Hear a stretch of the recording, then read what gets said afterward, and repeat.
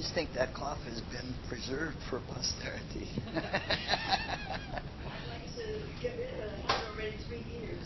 No kidding. Wow. What we're trying to do is understand reality. The reality that is a human being, but greater reality at large. And we're doing it in such a way that all of us are hopeful that someday we're going to become healers. And so we're looking at things with a slant toward healing. We're trying to understand in a very almost painfully slow way what a human being really is. And we're doing that in the light of Christian mysticism, but we're trying to do it in such a way that we can see facts in the world around us that point to spiritual facts.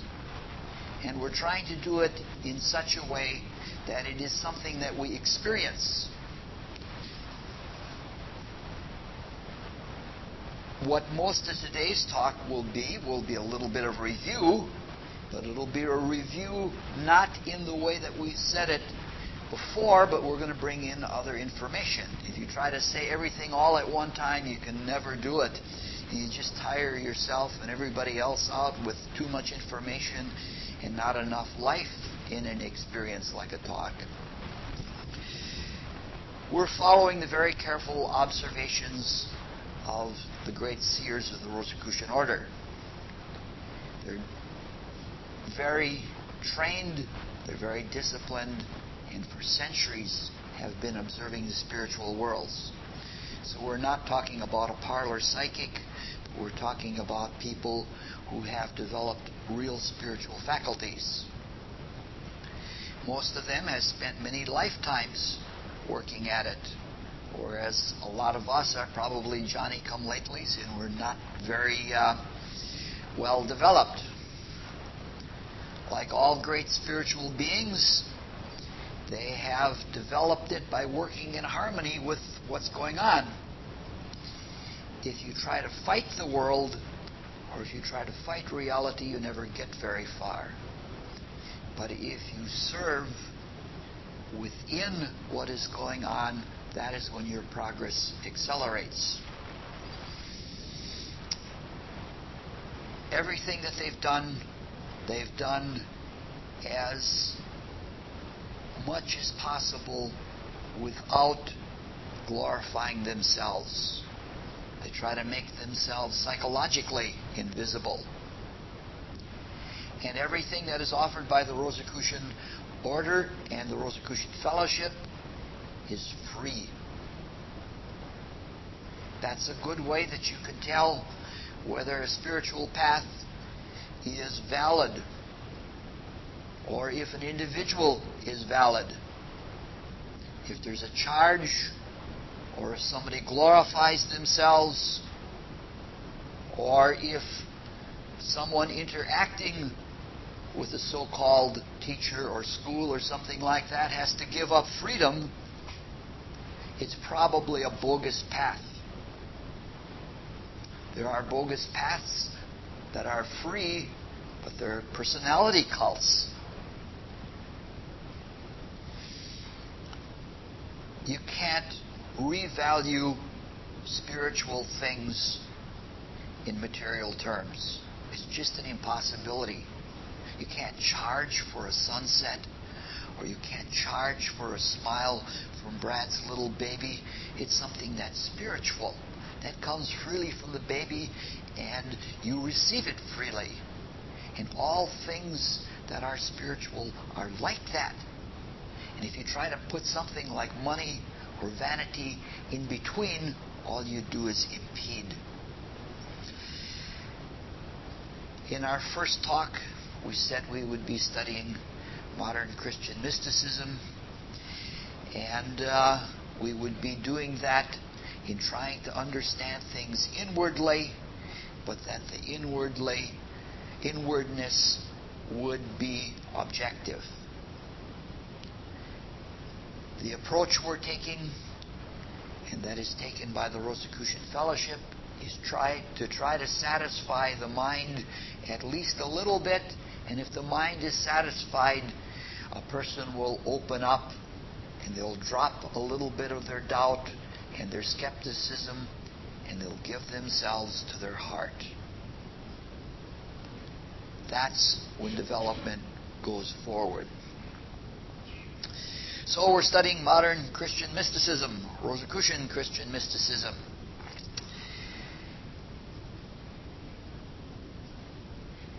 We're going slowly.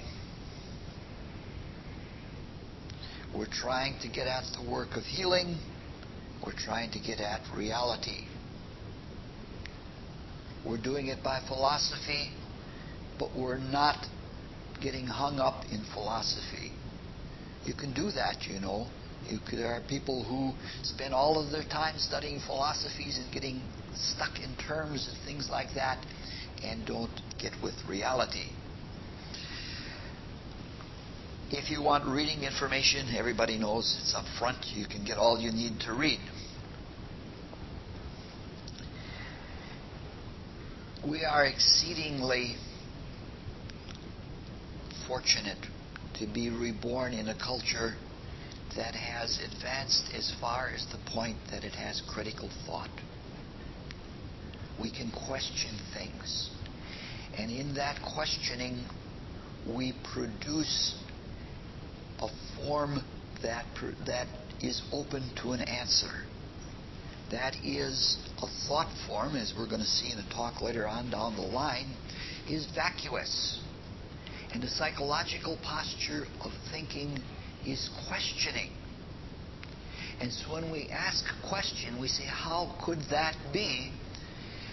That drawing quality of asking how it is produces a form that can be filled with spiritual intuition.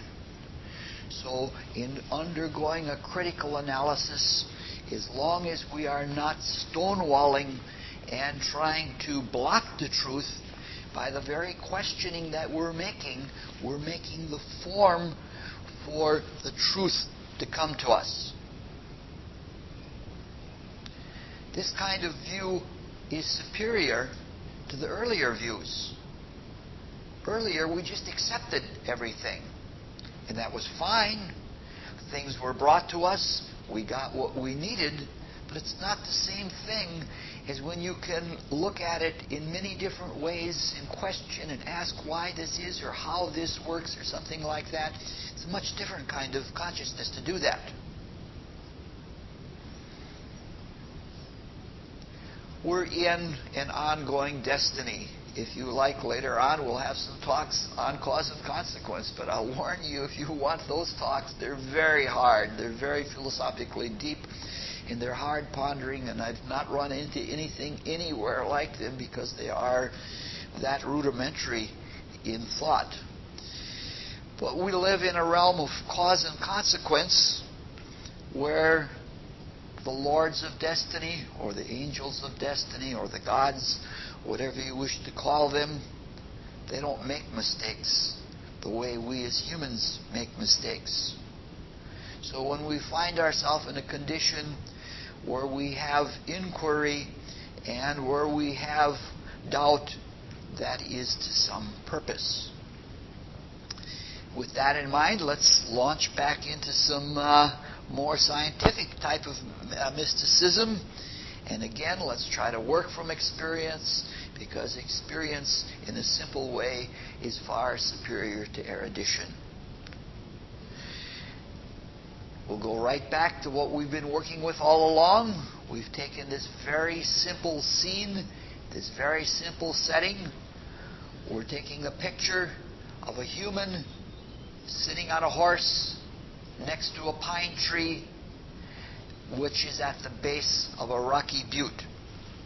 And we're trying to see the difference between the representatives of the four kingdoms that are in that setting. The mineral kingdom, the plant kingdom, the human kingdom, and the animal kingdom.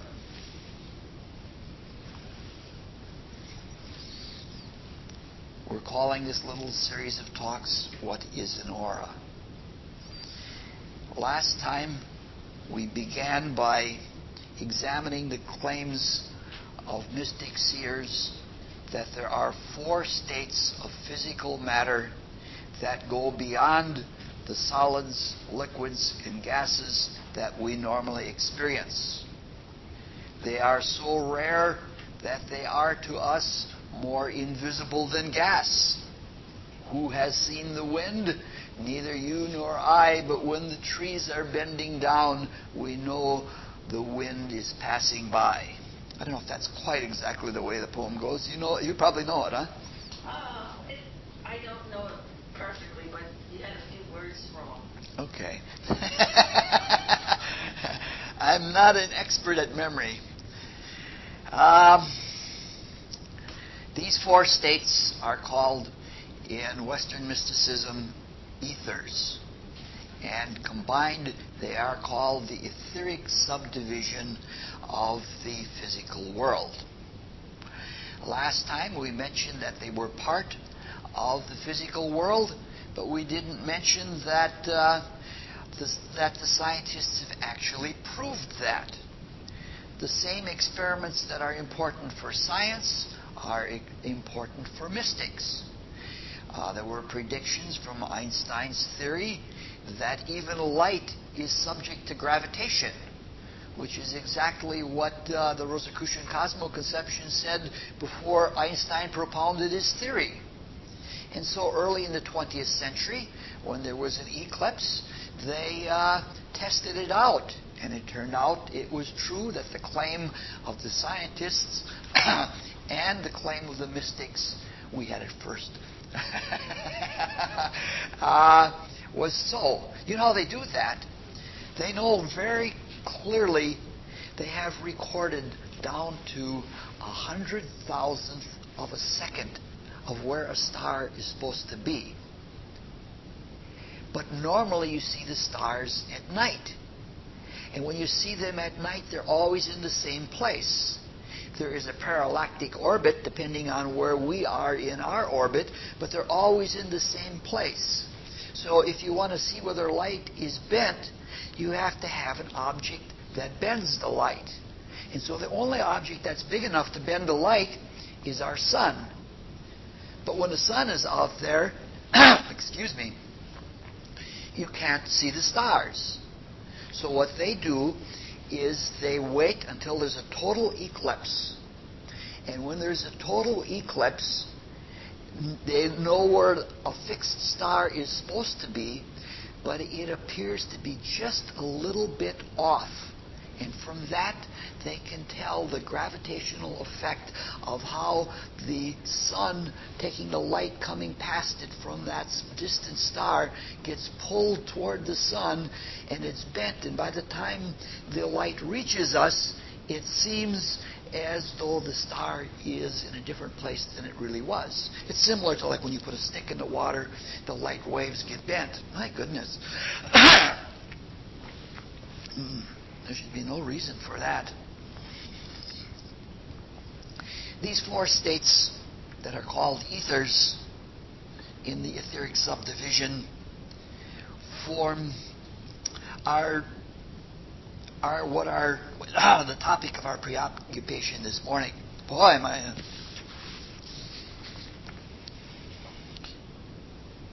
Last time we spoke about the nature and the function of the 2 lowest ethers. They are called the biological ethers because their primary duty is taking care of the physical body, molding it, sustaining it, modifying it, cleaning it, and all the things that the biological ethers do.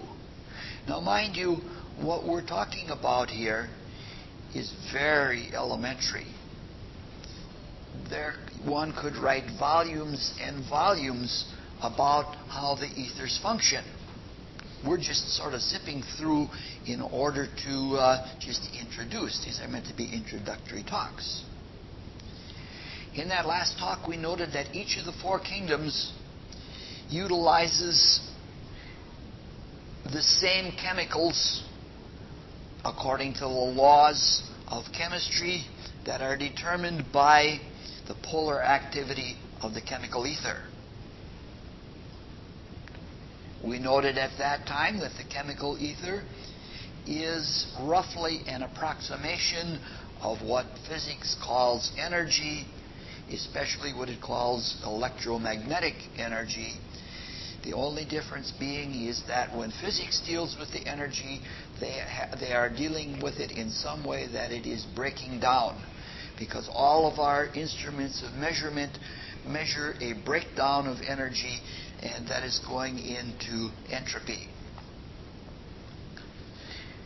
Also, last time we stated that the principle of macrocosm and microcosm is such that when an individual or a becoming individual, a focus of the universal spirit, has been immersed or has experienced a realm of consciousness, a state of being long enough, that spiritual focus wakes up to what it is exposed to. And the waking up of that focus of the universal spirit allows that focus to creatively use its new awakened consciousness. And what it does is it expropriates the stuff of that realm to its own creative use. This is a very important principle. You have to experience something. And after you have experienced it long enough, you no longer glance off of it. You sink into it, it sinks into you, and you then have the capacity to work with it and to be creative with it. This is extremely important to us as spiritual students, because most people are just students and nothing more. They study something and they glance off of it and they go on to something new. But in order to understand the spiritual worlds and even to understand ourselves, we have to go in deeply. We have to immerse ourselves in it. We have to become part of it, and it has to become part of us. Anything that is superficial is not going to result in any spiritual growth at all. In fact, you find that people that do that bounce around from one philosophy to another, to another, to another, they become pretty shallow people. They've got all kinds of terms that they can use and things like that, but they haven't made any significant changes in their character. And they haven't really become creative beings. If you know something about a realm, you can do something with it. You are a creative force in that realm. And that's what we're trying to do. So, we build bodies out of the worlds that we are exposed to. And the longer we work with those worlds, the better those bodies become. If you think about it, the difference between that lump of stone that is the butte and our bodies, and what people can do with their bodies. You know, like people playing a violin, they get all of those delicate tones out of there. Or people that paint and draw, they have control of their fingertips in such a way that is amazing. And so this is all a result of continuing to interact with the dense physical world and improving our dense physical bodies and becoming more accustomed to reality. There's a clairvoyance to the physical world too, you know. You can live in the physical world and take it for granted and never really understand it for what it really is. That's what most people do. Until someday you look at it, and you not only look at it, but you see what it means. You may be looking at that butte as a geologist looks at it, and you see it. You see the geological process in the evolution of the earth. Or you may look at it as a painter looks at it, and with the painter's eye you can see all of the beauty of the form and the way the colors blend into each other. Like if you ever go to some place like Bryce Canyon, the working with colors that is in nature is astounding. I think everybody should at least once go to Zion and once to Bryce Canyons. They're quite amazing for seeing how in even the simple mineral kingdom that there is so much beauty, raw beauty. And by now we're very far away from the notes, which means I'll get lost. We used the example of polarities in the mineral kingdom or in the dense physical body, in the chemical ether, to show how chemical interactions take place, both in organic and inorganic beings. What we could have said, we left out a lot of things. We said that the poles can be activated or depressed, but the chemical ether in the physical body, Brad knows all about it now. At first, the negative pole of the chemical ether is activated. It's activated before the positive is. And we know that because a baby is all excrement. It's shit and snot and everything else coming out of it because the negative pole, the reflecting ether, is great. It's just, let's get this out of here. This is why before the positive pole of the chemical ether is activated, babies have to have a really simple diet, almost pre-digested food, which is what milk is. Milk is just blood in another form.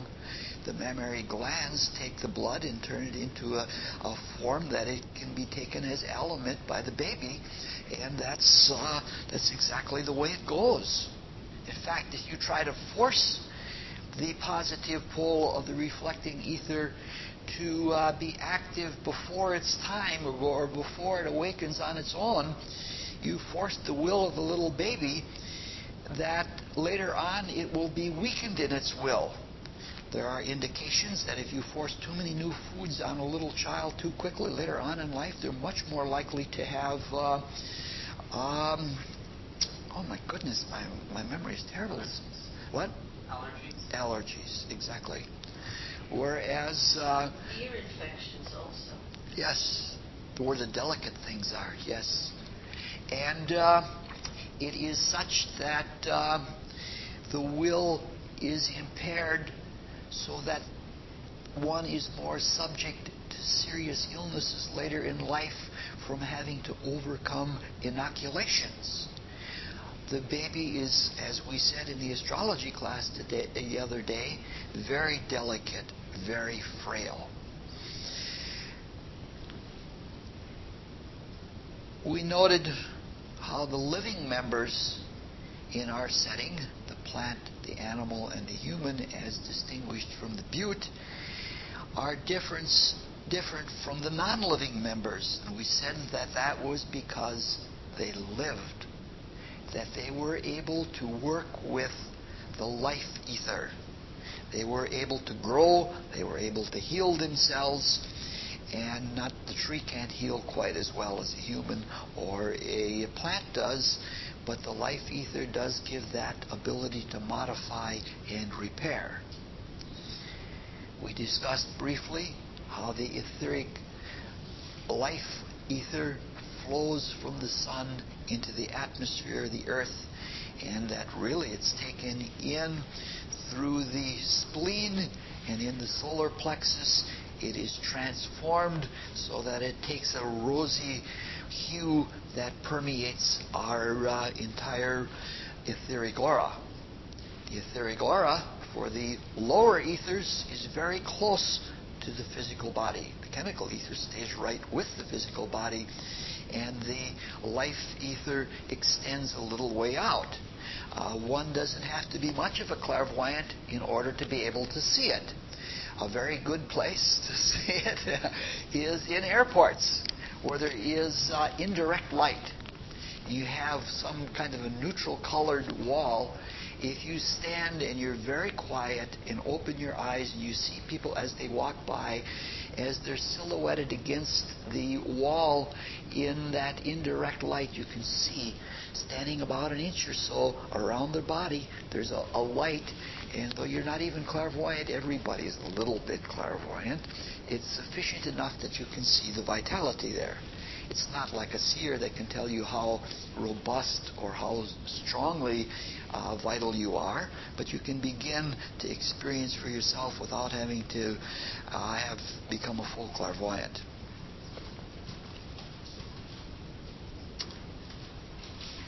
We further discussed how individual foci of the universal spirit, when they had experienced enough of life, that they had the ability to take that and have the individual vital body such as we have.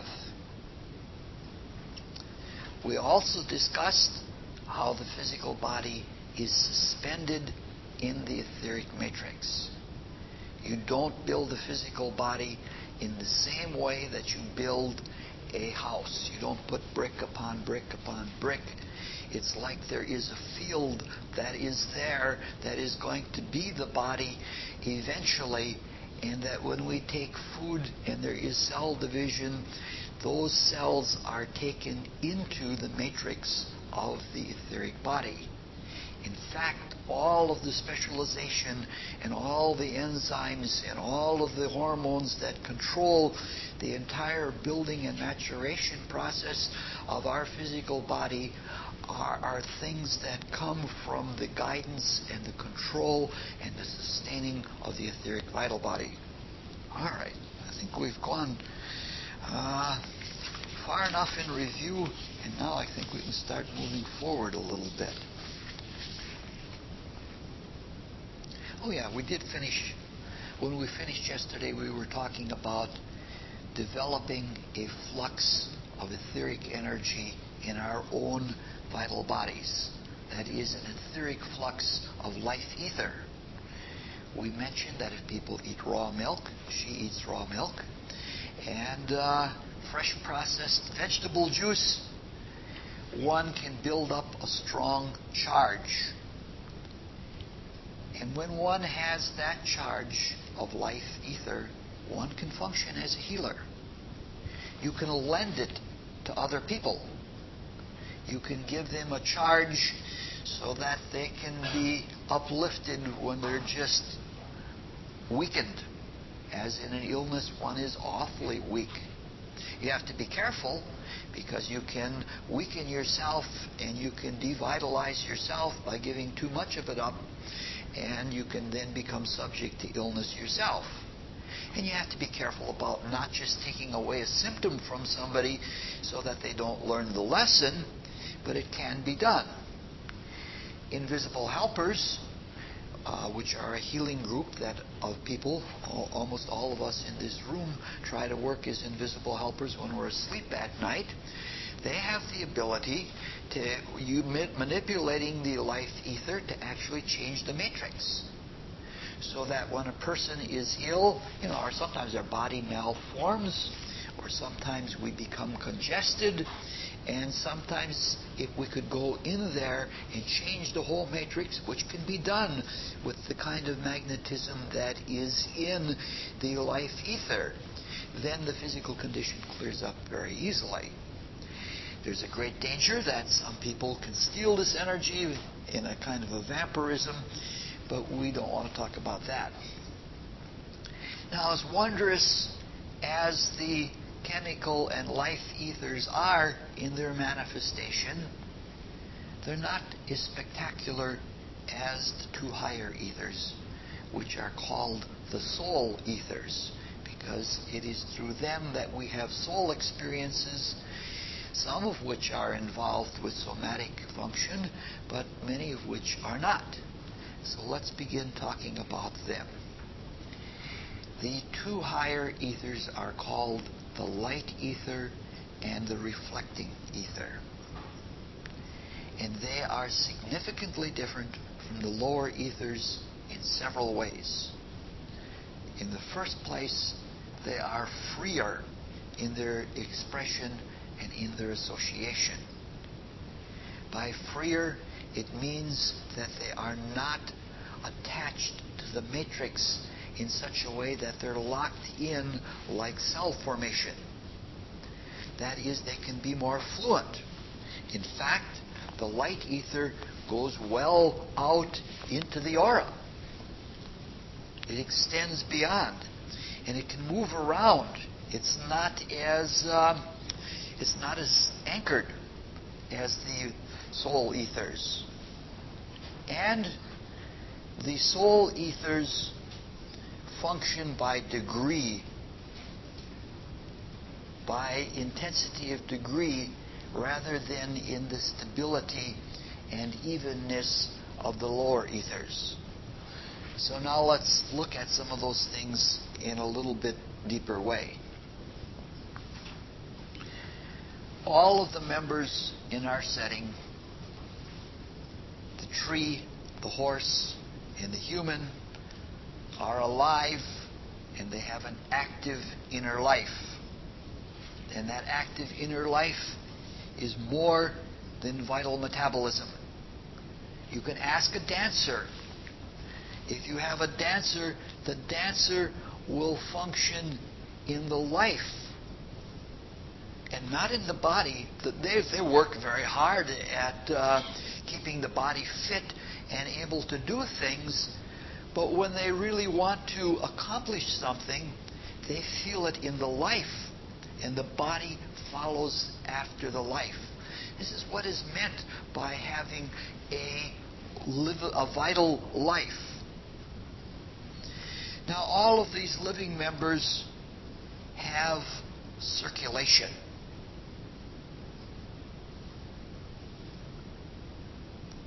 The mineral doesn't have circulation except for the electromagnetism that's passing through the earth, or the chemical ether as electromagnetism passing through the earth. The tree has a less active circulation. It is moved somewhat mechanically, but it is certainly driven externally. For example, trees have an annual rising and falling of sap. That is due to the light ether. Now, it is true that heat, which is another way of saying chemical ether, and sunlight are associated with the rise or with the fall of the sap. But it is also clear that not everything about sap rising and falling can be answered by just mere heat and mere sunlight. There is something more.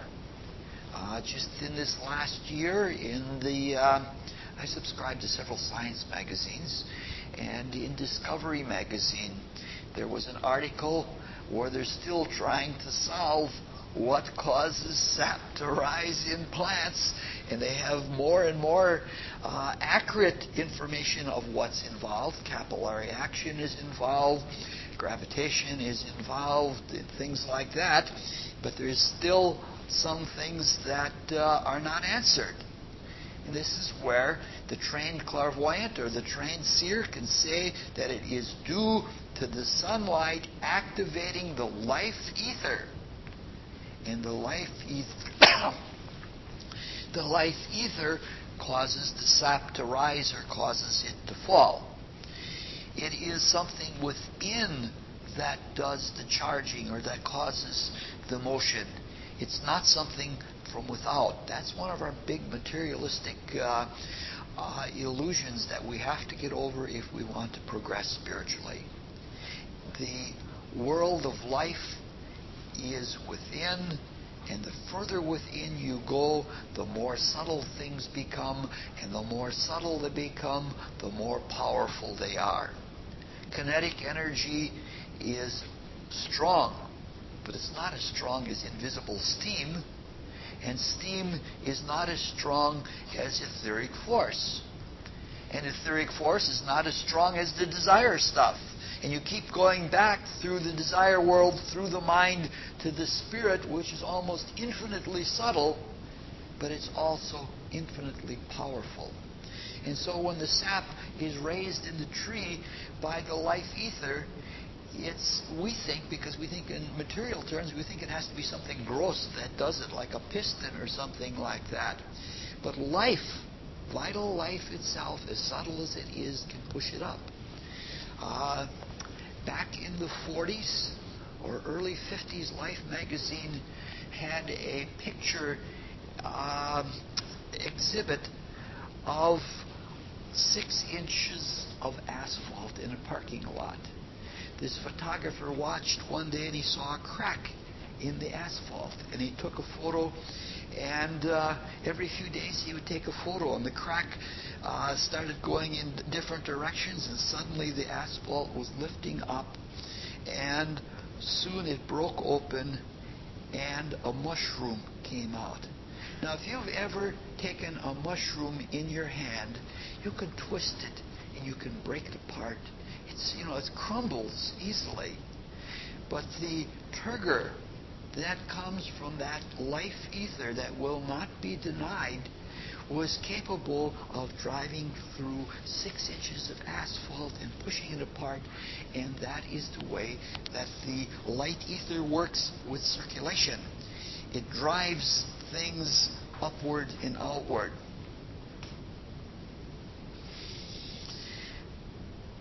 So heat is a factor, light is a factor. The further one is in evolution, for example, in the lower animals, the blood isn't warm, so the circulation is less. There's a lot of circulation in a tree. When sap flows, yes, you get maple syrup and things like that, but it's not like the blood coursing through our veins in a matter of seconds. A big factor is heat. Not external heat, but internal heat. When the individual focus of the universal spirit has evolved far enough that it can activate the positive pole of the light ether, it generates a heat. And that heat in warm, red-blooded animals is what drives blood. That's an important factor for all healing. Is you have your internal heat, and internal heat is a product of the positive pole of the light ether. In fact, some people who study spiritual things call the light ether the heat ether for that very reason, because it does that kind of heating.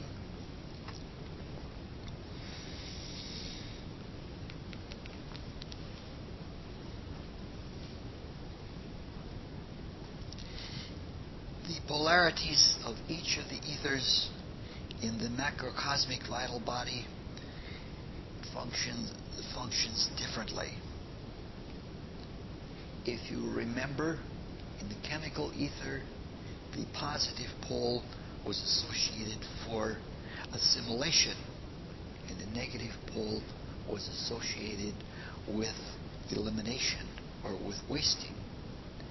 And the positive pole of the life ether is for the active part of cell propagation or of reproduction, while the negative pole represents the receptive part of propagation. All right. So we've just seen that the positive pole of the light ether is responsible for circulation and the heat that drives it.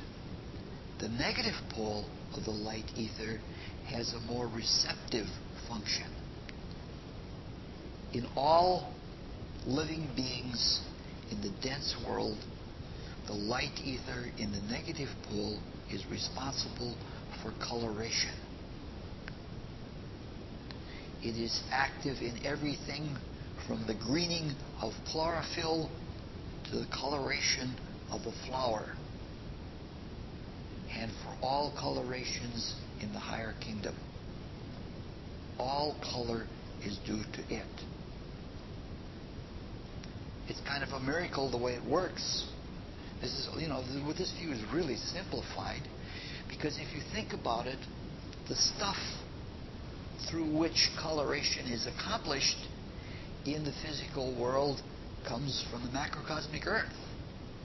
But the light ether utilizes the stuff of the chemical earth in such a way that light can be understood through color.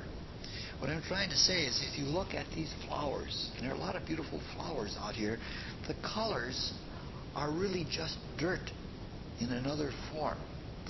And so the intelligent wisdom that works through the negative pole of the light ether can take that dirt in such a way that it can be utilized for coloration. There's a kind of intelligence that goes with it. I don't want to say much more because I have to get into something really deep and far-fetched involving other worlds, but that would be way too much. It works in other kingdoms in such a way that when the sunlight is very angularly different in different seasons of the year, different species change their coloration. We know, for example, that mink are black or brown in the summertime, and they turn white in the wintertime. Some animals that live exclusively in areas where the sunlight is never strong, it may be there for many hours, but is never very strong, such as the polar bear, they're white all the time. There is almost no coloration at all. On the other hand, when you go to the extreme of the tropics and you look in the rainforest, where the light ether is plenteous all year round, you really find the bright colors, not only in the flowers but in the birds. The opportunity to develop color is just amazing. And the butterflies, wow, there's some of the tropical butterflies are a wonder. In more highly evolved animals and humans, the negative pole of the light ether goes beyond mere coloration, which is a kind of inert response to the negative pole of the light ether. That receptivity that is color in lower manifestations of the negative pole becomes sensation or sense organs in a higher manifestation.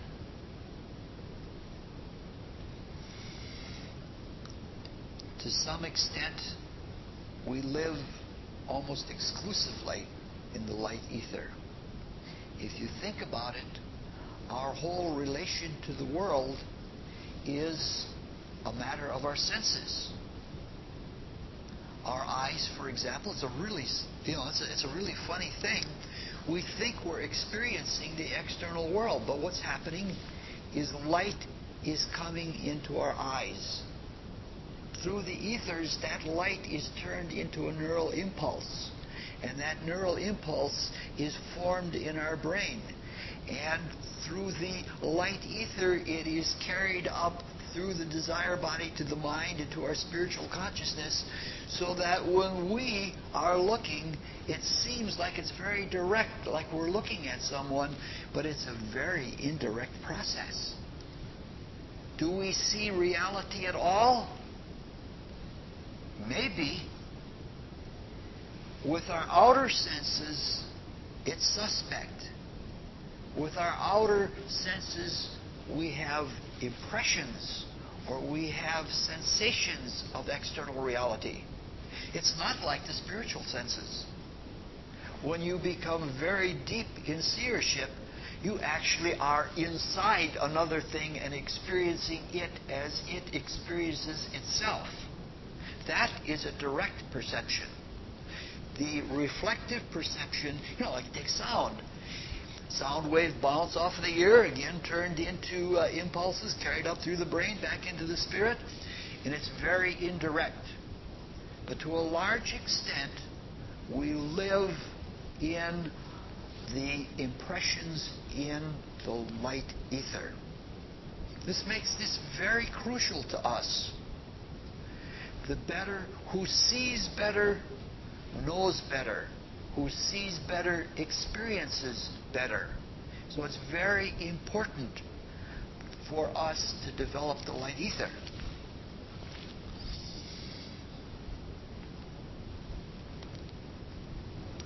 Let's talk a little more about that. We've been saying all along that when we interact with the world, we become accustomed to it. And we can make a vehicle for that realm of the world of our own, a body. But if we look at lower forms of life, their experience of the external world is not really good. But when you interact so much that within that body you specialize the ability to see what it is that you are experiencing, that's an enormous step forward. We say that seeing is believing, and that statement goes a lot deeper than we tend to think. Because if we're blind and we're groping around, we get an understanding of the world. But it's not the same thing as when you can see what it is that you're interacting with. You can build the body in the early stages of evolution, and you can interact with that world, but not in the same way as when you see. So sense perception is an extremely important thing. Like in the Rosicrucian teaching, it's taught that the very first things that are put into a body when we're first developing are the latent possibility for sense perception. Because we need to see, we need to perceive is probably a better word, what is there. And so from the very beginning, the more we can work on sense perception, the better it is for us. We can evolve much more rapidly if we can see where we're going and what we're doing. That's the kind of thing that we're talking about. The last of the ethers that we're going to talk about is called the reflecting ether. The function of the reflecting ether is reception, ramification, and propagation of thought and the effects of thought. Mystics find that the mind is not the brain. The mind is much deeper in our spiritual constitution, and we can think without even having a physical body, without even having a desire body or an etheric body.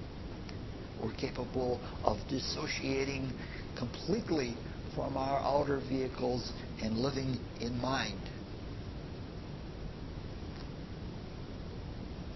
The mind is not the brain, it's not the nervous system, it's not even the etheric brain. Animals do not have minds, so they do not think. However, the group spirits, the guiding or the tutelary spirits that guide different animal species, do have minds. And they work with them in the more advanced animals that are capable of having nervous systems. They work with the reflecting ether to produce a more direct kind of guidance. Again, it's something that you can see all the way through evolution, that the more evolved the spiritual focus of the universal spirit is, the more it can ramify, the more it can build a sophisticated body that can do all sorts of things. Like we have hundreds of nerves between the brain and the hand to be able to do all the things that we can do with our hands, and they are the result of bringing the etheric, the reflecting ether into our bodies in the nervous system. All right. Warm-blooded animals? Yes, only warm-blooded animals have nerves, as far as I know.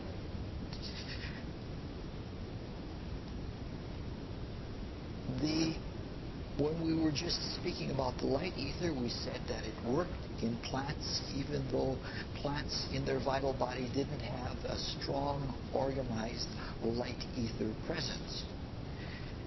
The plant kingdom has no presence of reflecting ether.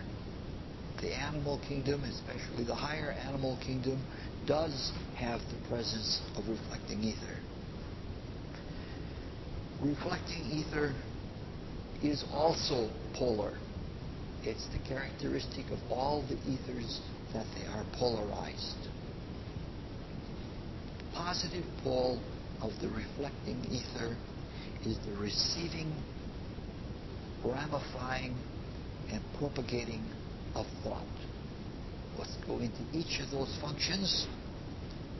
The receiving is such that as we learn to think in our bodies, we work with the positive pole of the reflective ether in such a way that we attune it directly to the mind.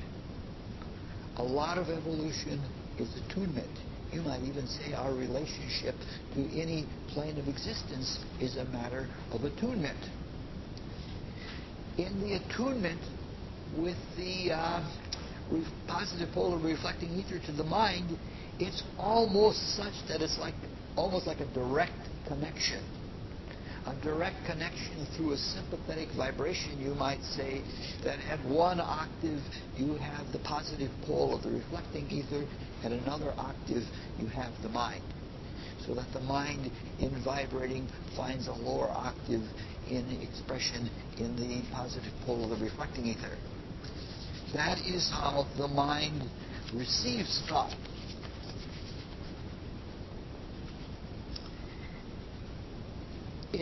Once it is received, it is ramified. And it's ramified according to the strength of the thought. That is, if someone is a strong thinker and that thought from the mind is projected into the vital body, into the positive pole of the reflecting ether, that thought is carried out. It's ramified, meaning to say that all of the work of the thought is not finished in the mind. It's something like if you throw a stone in the water, the rings spread out in all directions. And when we're thinking and we're awake, often we have only a limited amount of the thought. That is because we can only, in the physical body, we can only think one thought at a time. And our thought becomes very linear. We call it delineated thought. We even say a person who isn't thinking, we say they've gone nonlinear. But that doesn't mean that we aren't doing more thinking or that our thoughts aren't being carried out more. Whether we know it or not, when the thought strikes the etheric vehicle, it takes all kinds of trains that are like radiations from a star that go out with different lines of thought that are all valid conclusions from the same thought. That is the ramification of thought. It's described mildly in the Rosicrucian cosmoconception, but it is something that you can experience. If you take a nap at a time that you don't normally take a nap, and if you're not even tired, and if you lay down to take a nap and you're not tired, and you put your attention to something that you've been thinking on recently, you can fall into a state that you're in the etheric body and not in the physical body, and suddenly you'll see what you've been thinking about had this conclusion and that conclusion and that conclusion. All of those things, that normally a whole bunch of people, we're doing Shakespeare talks, and different people interpret Shakespeare this way and this way and this way and this way. Whether you know it or not, each of us is doing that. And that's an experience that almost anyone can have if you're even just a little bit sensitive.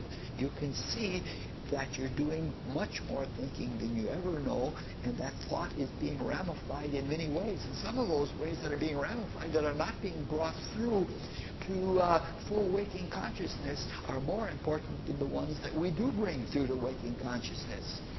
It's a practice that until we can consciously put our attention into the positive pole of the reflecting ether and see this going on, it's a positive way that we can prove to ourselves and know for ourselves that this really does happen. It's really an encouragement to know that these things are going on and that these things are there. We don't have to do this, take naps all the time and do things like I do, but you don't have to do that all the time. But once you know that it's there, you know what it is that you're shooting for. You can find examples of it in the world. In psychologically maladjusted people, you find it. I don't know if you've ever dealt with a paranoid schizophrenic. A paranoid schizophrenic is locked in the positive pole of the reflecting ether in a dreadful way. In a way that's filled with fear. In the interface between the Saturnine level of the desire world, which is where fear and insecurity exist, and the positive pole, the reflecting ether, if one gets stuck there, one makes all these deductions. I have several friends that are paranoid, and they could be institutionalized. One is a street person, and it's an interesting thing in a conversation. He'll say that is behind that, and they're trying to get me. And they have these amazing deductive streams and how they can tie things together that is, you just say to yourself, wow, if I could think like that, it would be great. If I didn't have to be in that with that attitude or with that kind of fear. But you can think like that. That is available to you if you get into the ramification process of the positive pole of the reflecting ether. The function of the negative pole of the reflecting ether is memory. But not necessarily memory as we think about it. We're not talking about memory in the cycles of synaptic interactions in the brain and nervous system. What materialistic physiologists think. There's a fan out that one neural triggering triggers a bunch of others and triggers a bunch of others and triggers a bunch of others until the impulse burns out. Some physiologists think that there are cycles and loops like that one thing triggers another, and it comes back and re-triggers the first again and goes. And that's what they think waking consciousness is. They think it's all a neural action. That might be one of the responses or one of the effects of waking consciousness, but that's not what waking consciousness is. So most of our memory is triggering off things in the physical etheric brain through synaptic connections. But that's not what the memory is in the reflecting ether. It's much more like eidetic or photographic or even total memory. All of us has a photographic and a total memory. Each of us, I should say, is probably a better way for English. Everything that has ever happened to us is available to us through memory. Everything is recorded, but it doesn't all come through the senses. Our best memory comes through the breath record.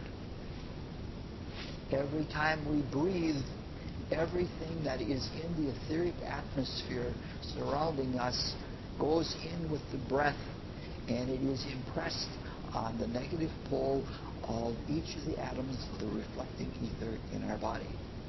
Everything that's in the atmosphere, feelings, everything else, Were I to focus my attention now into the negative pole of the reflecting ether on what just happened 5 minutes ago, it would be possible for me to even know what each of your attitudes was about what I was saying.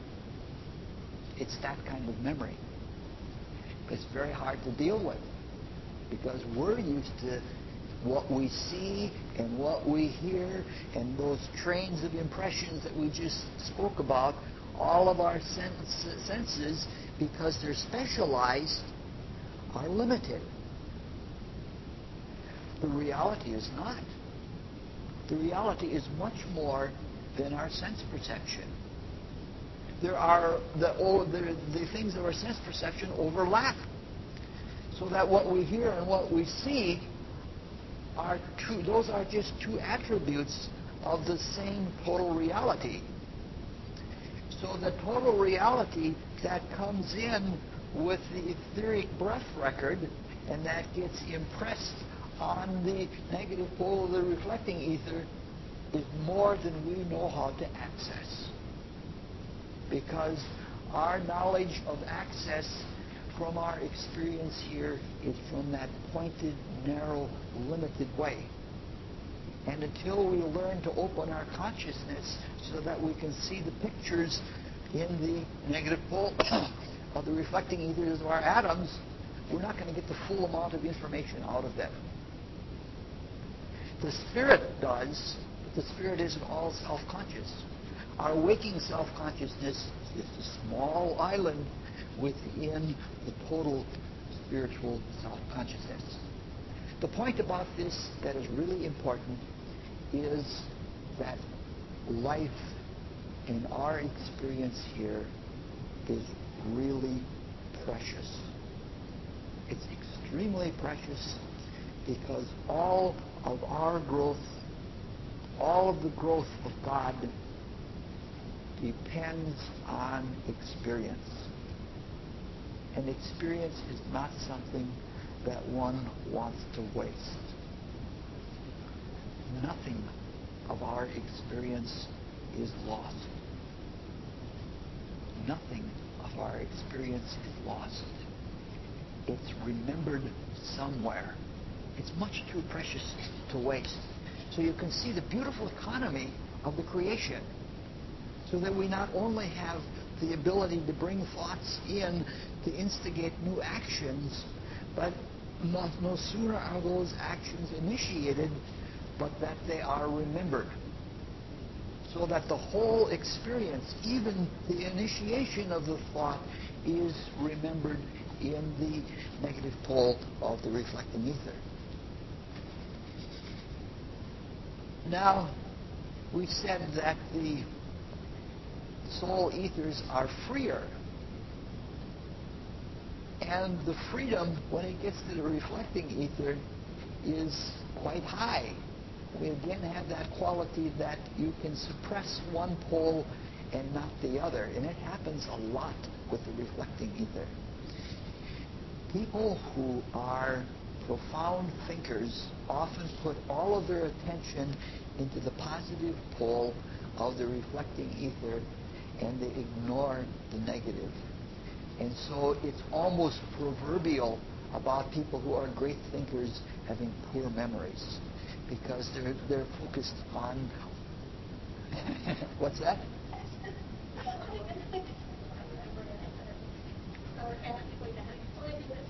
Well, part of it is that explains it. The other is that our vital bodies do get weak, and we don't put the same kind of impressions in our vital bodies as we did when we were children, because the strength of the energy isn't there in forming the impressions, either the ones that come through conscious sense perception or that come through the breath record. The other pole, there are specialists also. There are people that are called mnemonists, from Mnemasa, who was the nature spirit that was the bride of Zeus. And from the union of Zeus and Mnemasa, that name means memory, all of the arts were formed. But there are mnemonists that you can give them a page that maybe has 300 names on it. And they can go back and they can tell you every name on that page, having looked at it once.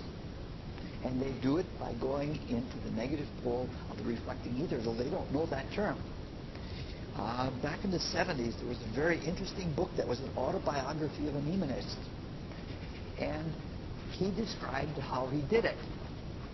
He said, when I am given a list of names like that, he said, I close my eyes and I see myself walking down a street.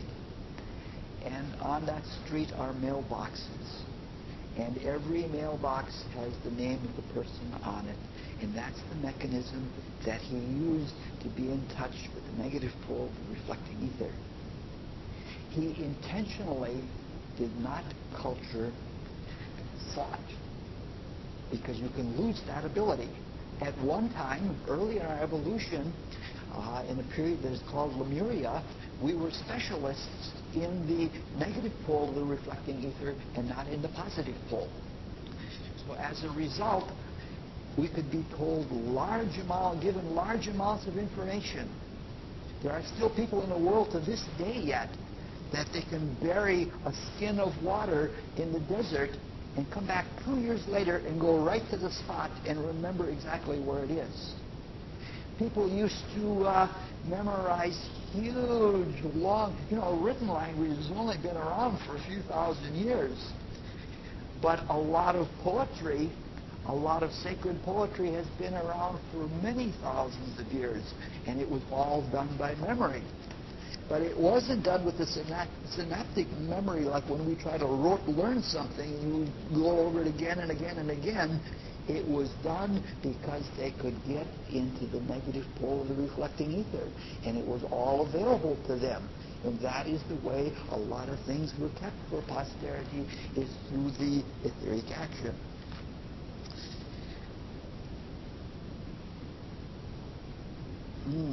Well, I'm way far away from the notes.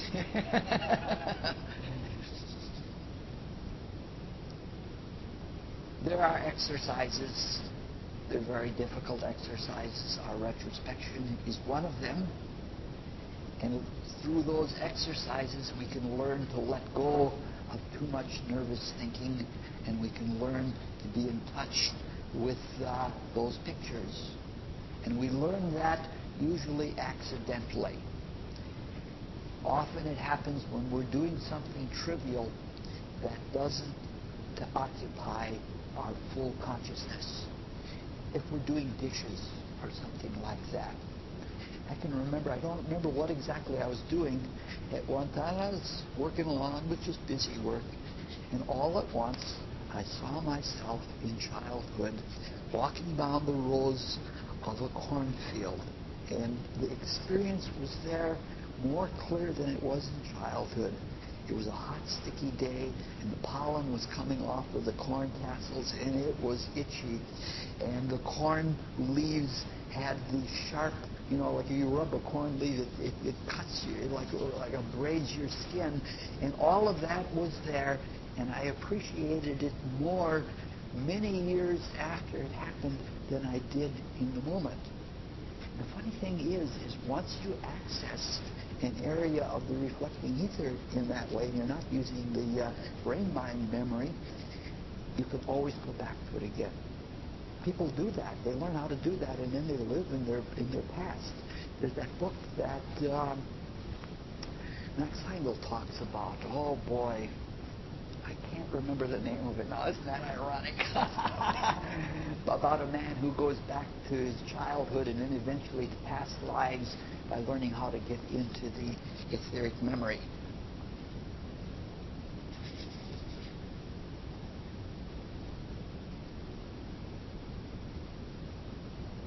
There are other ways in which the light and the reflecting ethers are peculiar.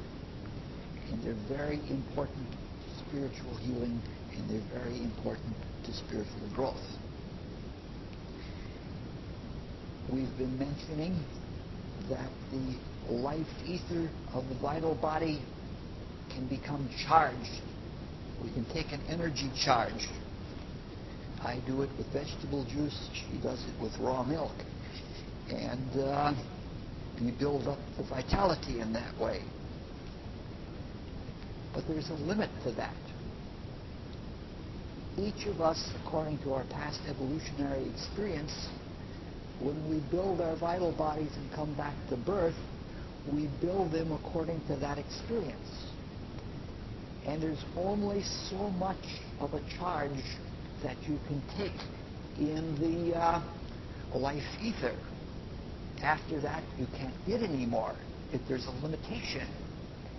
You know that it's like that for some people, that no matter how careful they are about the expenditure of vitality, and no matter how careful they are about revitalizing themselves, they have a weak life force.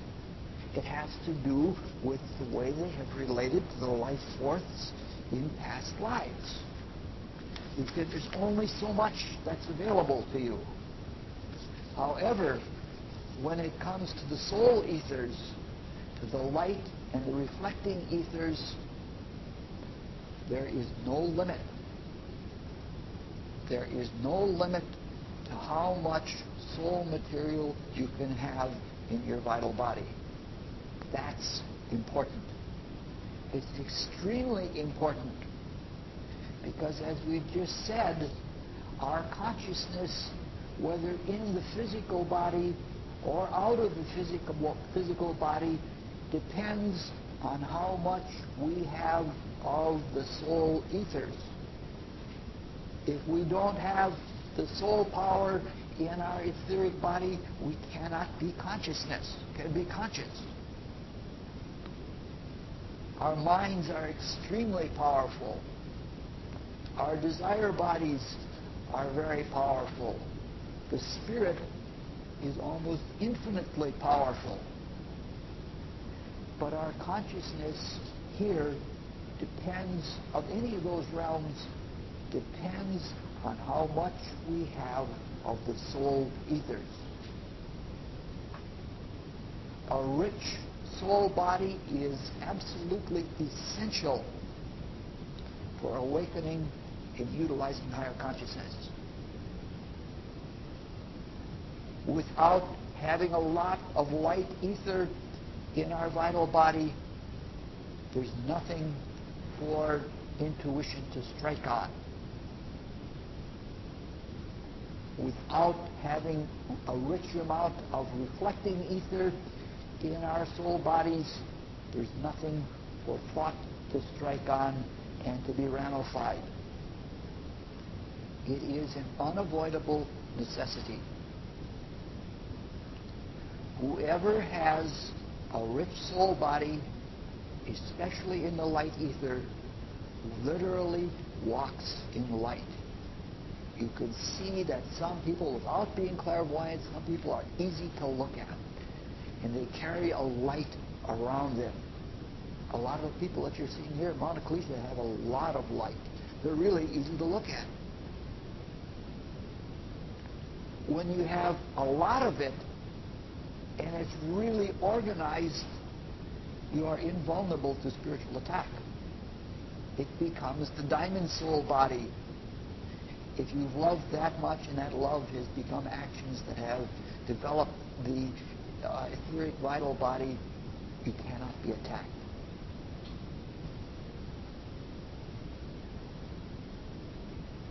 Let's discuss briefly now. We're not going to talk a lot about it, but very briefly later on there's going to be an entire talk, and it'll probably be the most important talk that we do in the whole series about soul growth. Just looking in a really elementary way at the two soul ethers and their two poles, we can see how we develop the soul body. The soul body is developed by use. The more we do soulful activities in the etheric soul body, the more soul we appreciate. Since the positive pole of the life ether has to do with driving the blood, the more actions we take with driving the blood to do things for others, from the goodness of our heart, the more of that material we attract to ourselves. The more unselfish we are, the more we take action, not just thinking about things, but actually doing things, being moved, being driven, the more we get of the life ether. And the life ether is something that's available to our consciousness because it drives the blood. I've got these big ears, and if I try to tune a musical instrument, my ears flush bright red. There are other things that when we're digesting food, the blood goes to our stomach. Wherever we consciously direct our attention in our body is where the blood goes. So there are all kinds of side effects to this, that if we're using the blood to serve other people, we actually develop more the ability to do that. It's practiced in another way. The negative pole of the life ether is perception. The more we look at things and see them as they really are, the more that we see how beautiful that they are. The more that we look for the good in things by that very act of perception, whether it's hearing or seeing. The more impersonal senses are much better for building soul material than the personal senses like tasting or smelling. So the more we do that, the more we are thankful, the more we appreciate, the more we develop of the soul material. The more we do of original thought. We are in a unique position here in that we are the only self-conscious beings that are aware in this plane. The animals, the plants, the minerals are not self-conscious. The higher beings are self-conscious, but they don't have perception into this external world. So we have a very special service. So the more we think about things, and thinking about things is not cut and dried. We're not talking like law here. We're talking about poetry. Thinking about things in unique ways, thinking about things, asking ourselves, why is this like that? Or what can I do about that? Thinking about anything, even looking at a cloud and saying that cloud looks like a ducky. And what is there about that shape that makes it look like a duck? Good thinking. God can't see the clouds except through our eyes.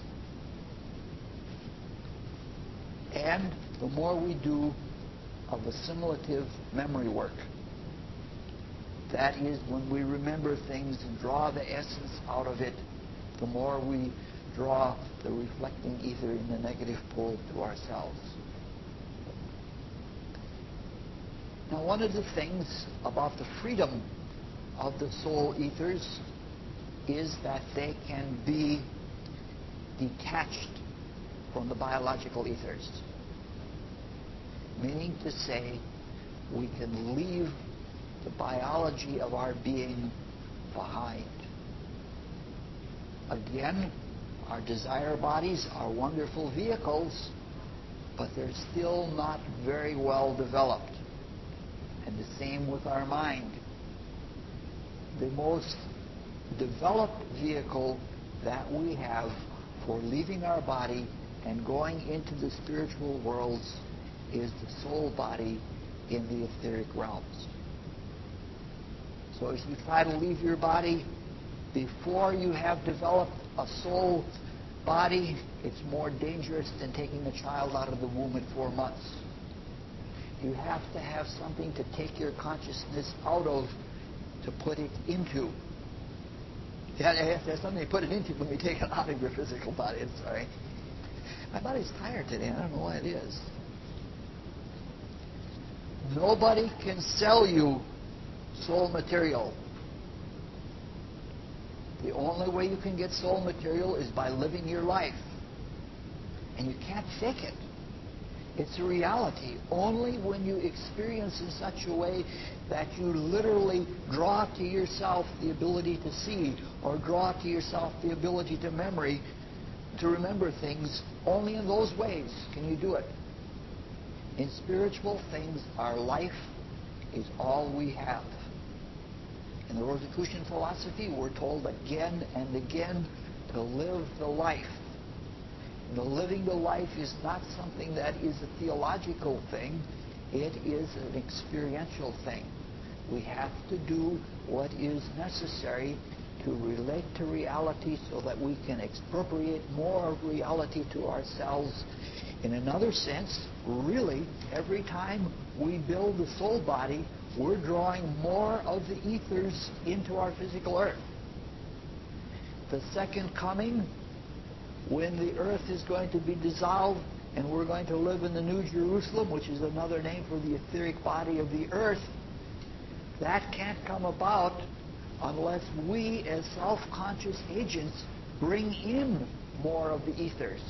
So what we're talking about here is not only our own ability to leave the body, we're talking about the ability of the earth and the Christ that now guides the earth to be able to leave the body. This is an important thing. The way we live our life and for what we live our life is extremely important.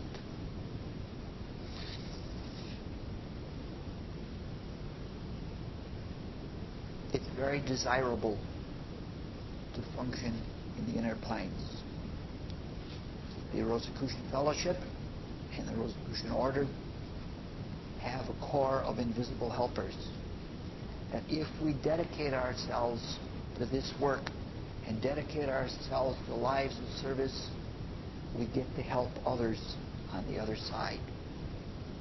And on top of that, we get a wonderful education on the other side. But it can only be done according to what we do here. We're going to have a special talk on soul growth. I'll just mention some of the ideas that are involved with it. The first part is acquiring soul material. That's what we've just been talking about. What is necessary to acquire the soul material. Later on, when and if we talk about spiritual exercises, we will see how that soul material is absorbed and how it is assimilated into our consciousness and into our inner vehicles. That's what spiritual exercises do. At another time, we may have a talk on the organization of the soul body. So first you get the stuff, then you make it available through assimilation, and then you organize it, and then finally there are exercises for transferring the consciousness to it and separating it from the physical. For now, let's just say that those exercises are not physical exercises. They're not like breathing exercises. There are things you can do in a physical body, like breathing exercises, that propel you out of the physical body, but they're rather dangerous. Those exercises are spiritual exercises. They require being in the Spirit and being awake in the Spirit. The exercises are a matter of consciousness. They're not something that is mechanical. Anybody who has tried to do even the simplest of things, such as concentration, realizes how weak we are and how we flow this way and that way, and we lose touch with things. If you try to hold your consciousness on one object for even a minute sometimes, it's a difficult thing. So the exercises are not mechanical. And as we've been hinting at all along, none of these exercises and none of the soul growth is something that's going to happen overnight. It's a slow, deliberate process. Evolution works for perfection, and it demands perfection. And to learn to do these things and to accomplish this is something that you work on for a long, it's an eternal, ongoing process. So if you expect that something is going to happen quickly overnight, you're sadly mistaken. You're going to be disillusioned, and like lose contact with positive spiritual growth.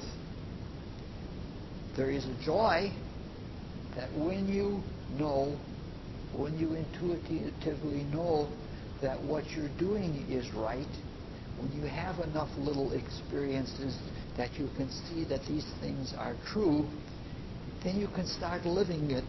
And when you do live it, it's really a joy, because you're living purposefully, you're living, you're helping things along. Even, the best way to win the heart of a small child is to ask it to do something for you. I can remember when my uncles asked me to blow out a match for them and were happy when I had helped them. That really picked me up as a little child. That's something that's available to us in the spiritual life as we go along. In the mysteries of Thor, in the Northern European mythology and religion, when somebody was being initiated into the mysteries of Thor, that person had to take the cart of Thor that they had in the temple and pull it along. And in doing that act, they knew that they were doing the work of the gods. And if we do these things and we take heart in the fact that what we're doing is a very purposeful activity, our lives become very rich. And it isn't a matter, it's only when we get selfish that we get impatient and say, I want it now. You know how selfish people are. They stamp their feet and they say, I want it at right this minute. But if we're doing the right thing, patience comes along. Patience that is born of love. And for myself, I don't know when I'll ever be initiated. It isn't a matter to me. I don't know when I'll unfold the full clairvoyance. And that's not a concern to me. I keep working at it, and it's more of a joy all the time to work on spiritual exercises. I'm at that stage of life now that I don't have all those responsibilities to the world, and I can put more and more into it. And my goodness, it's wonderful that I'm happy to do it. It's nothing to sit down for like the morning exercise and work at it for an hour, because you grow into it. Tomorrow we'll do something. We'll move much faster tomorrow, and we'll talk about the desire world. But for now, let's close with the Rosicrucian prayer. O God, increase our love for Thee, so that we may serve Thee better from day to day. Let the words of our mouths and the meditation of our hearts be acceptable in Thy sight, O Lord, our strength and our Redeemer. Thank you very much. I'm sorry I'm a little bit sleepy today, and wasn't. What? Is it still running? Yes. What? You have a question that you want to go on tape? No. It's a funny thing. A lot of people want to ask questions, and they want it to be for them, and they don't want it to be for everybody. People have brought up things that I should mention, and they want an answer there. Yeah, let's continue the talk for a few minutes, because I promised I would do it. Somebody asked me, what is the Rosicrucian view about cloning? I can't give you the Rosicrucian view. I can give you a view that is based on Rosicrucian thought. One of the properties of the life ether and of all of the ethers is that they can be propagated. They can reproduce themselves. And the form, the matrix in the life ether that we have been talking about for the last couple of days, we have said that it exists before the physical body exists. But it also exists after the physical body exists. And you can prove for yourself, not here in California, you're deprived here. You don't have any cold here, so you can't prove it to yourself. She can prove it because she lives where it gets cold.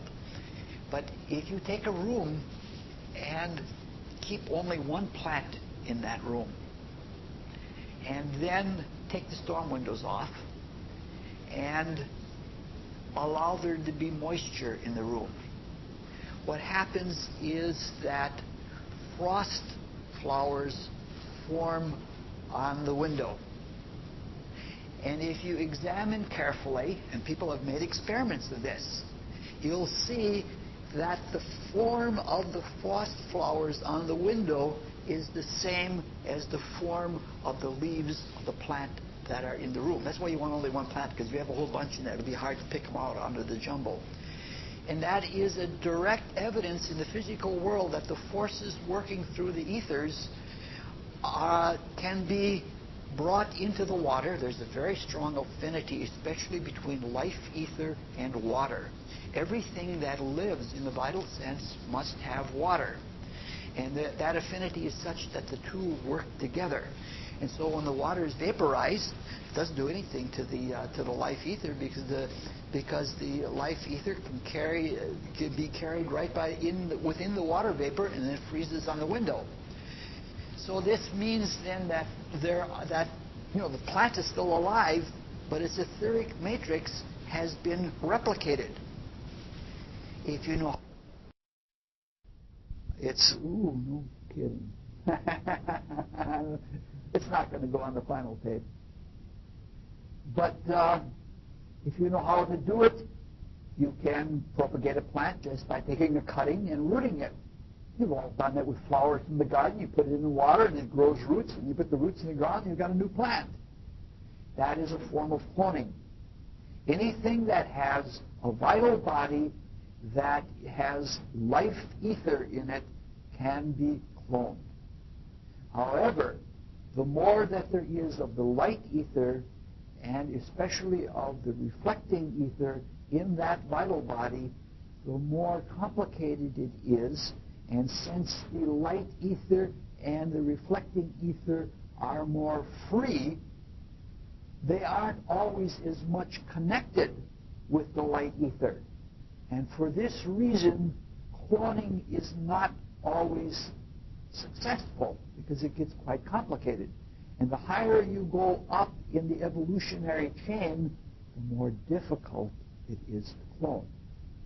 But it has been done throughout history. There have been clonings of human beings. Paracelsus claims to have created a homunculus, a little human. His descriptions of how it is done are not particularly pleasant and appetizing, but it has been done. The adepts, who are the elder brothers of the Rosicrucian order, clone regularly.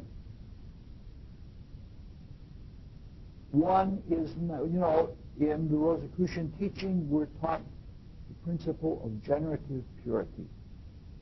We're taught to not expend all of our energy and all of our emotions in sense gratification, and especially in sexual desire. But we do not teach celibacy until a very advanced stage. Only when you can fulfill the function of sexuality in another way are you allowed to forego sexuality. When one becomes an adept, I'm talking about things that you may not know the words of, but I'll just give it.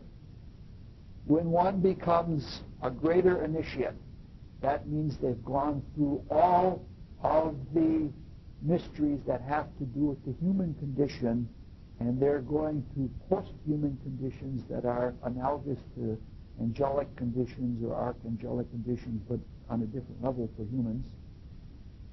Then one becomes a greater initiate.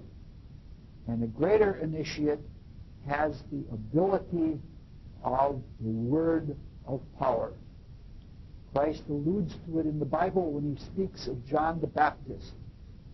He says, of those born of women, there is none purer than John the Baptist.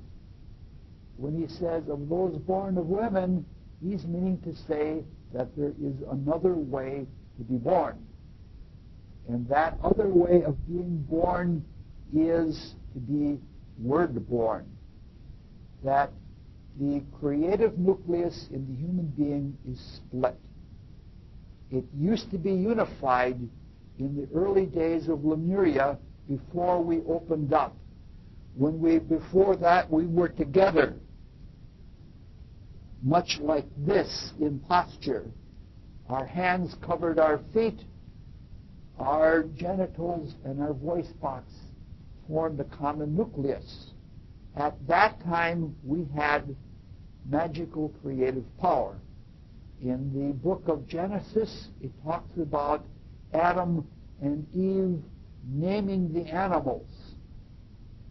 And naming the animals meant that they had the power of the word, that they could form the bodies of the animals according to the pictures that they got from the inner worlds, and by speaking words of power, everything was in a much less dense and hard state than now, but they were capable of bringing the forms into existence in the material world. An adept is someone who can take all of the creative energy and put it up the spine and have a single nucleus. And such an individual then has a word of power and can do things that can manipulate the forces of the ethers and of the spiritual worlds. Adepts do that when they have outlived the usefulness of one body, or for some valid reason need another body. They conceive the idea of a different kind of life. They produce a thought form of a new body or a new series of bodies. And then they take a nucleus from the life ether of the old body, and they build out of it the matrix, out of the archetype for the new body. And then they do this by holding their thought on the archetype and speaking the word of power. And basically what they do, instead of putting an ovum into a petri dish and then putting some genetic material in there and letting the old etheric matrix take its place, what they do is they take something from the old ethers and take the thought form, and by the word of power build it into a new body. I don't even think that it requires going through all the stages of maturation, because that is not necessary when all of the vehicles are at a degree of development that is advanced beyond what we can think of right now. So cloning is done that way. The kind of cloning that is done in the laboratories is not even as close as identical twins, because in the way that they take the genetic material out of one being and put it into the egg of another, it's not quite the same thing as when it comes all out of one egg. So that it's, is it a good thing to do? Boy, I don't know that I want to speak about the ethics of it and the morality of it. In general, I am always for anything that advances our knowledge. However, a lot of genetic science right now, I believe, is not motivated by unselfish ends. We make animals that are freaks, because we make flowers, the windflower shows that have such big blossoms that the stem can't hold them up and they break off. And we make cows that have udders so that they have to wear brassieres.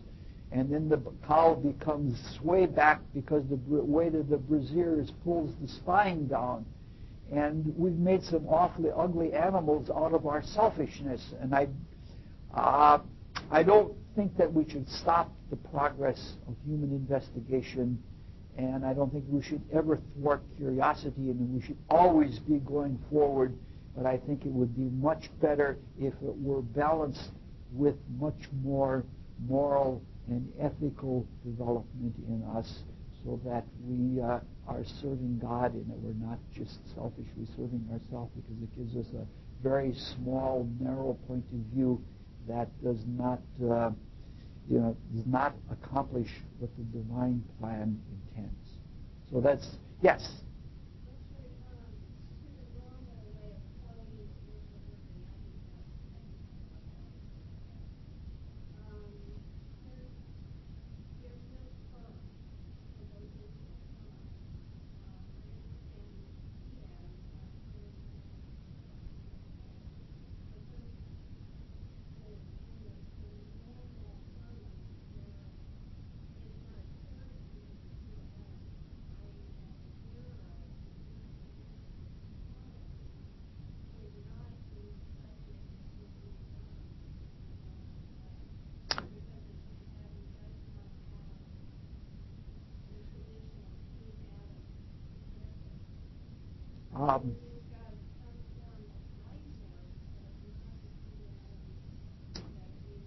Yeah, that's the same problem that comes up when people discuss heart transplants. What you were speaking about was the seed atom of the dense physical body versus the seed atom of the etheric body.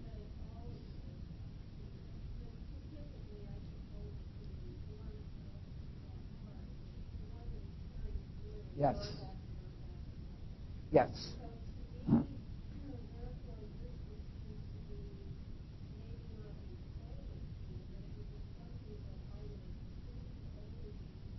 Yes. Yes, it is possible to, that's again part of the freedom, especially of the higher ethers, that you can produce something like a doppelganger or something like that, that is something like an etheric ghost. But I don't think all of the problems cannot be overcome. I'm not convinced that cloning is the way to go, at least the way they're doing it, because in heart transplants, I'm quite sure that the agencies working from the other side, most heart transplants leave the left ventricle intact, and and then they put new heart on top of it. It's very, very rare. I'm not even sure there's a case that the complete heart has been replaced. But it's perfectly possible for angelic beings to take the forces that are in the seed atom of the dense physical body and to transfer them. And I think they could do that with a clone. However, if that were the case, then the seed atoms would not be with the original person anymore. And so you have to have something like a doppelganger.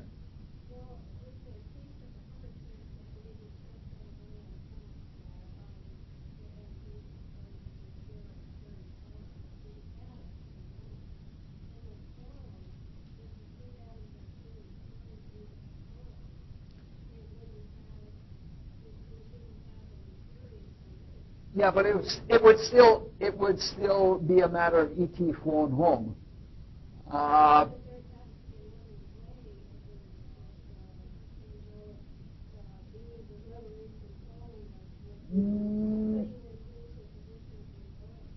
Maybe not, because if you take the simple case that is of short duration, that it's a kind of magic, and it's a questionable kind of magic, but it has to do with blood transfusions.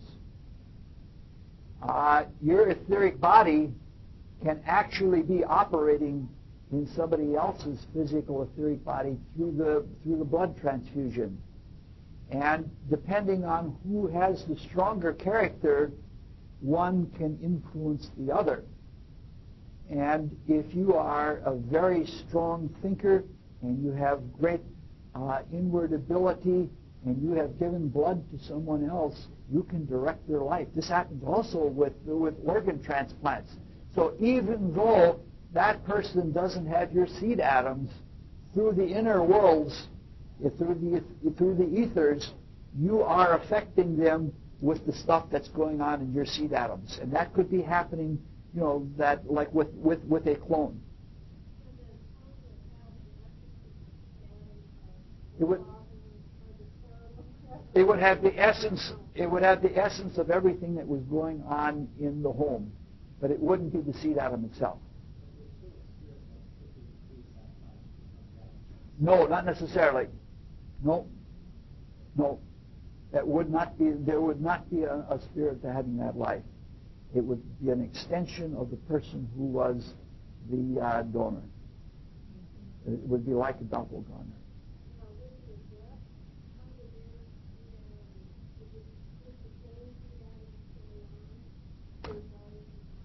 Yes.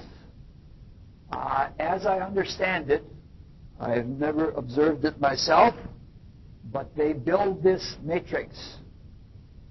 And as they do it, they take quite a bit from the old body. And the older body becomes emaciated as the new body is developing. And at some point along the line, I believe there is a cooperative effort that the essential things are transferred from one to the other.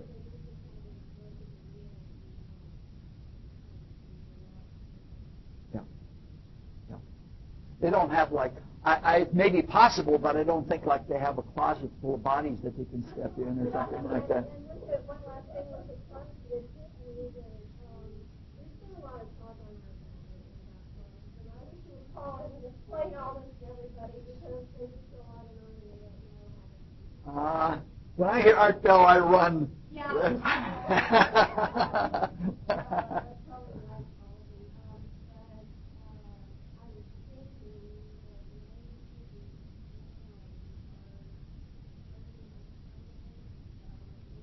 maybe not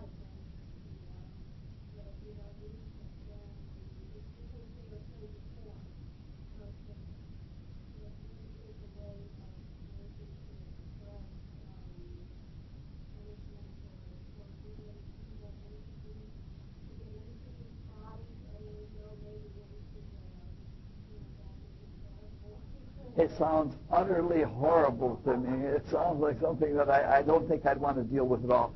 I'm tired and I need to rest, so I think I'll call it at this point because I think I'm going to have to take a little nap. What? Yeah.